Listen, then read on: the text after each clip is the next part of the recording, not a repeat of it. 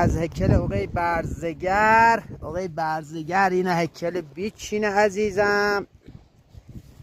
بله این هیکلی که بیچینه بهش میگن قارچ. و چی بو خوشمزه‌ای بید عزیزم عزیزم.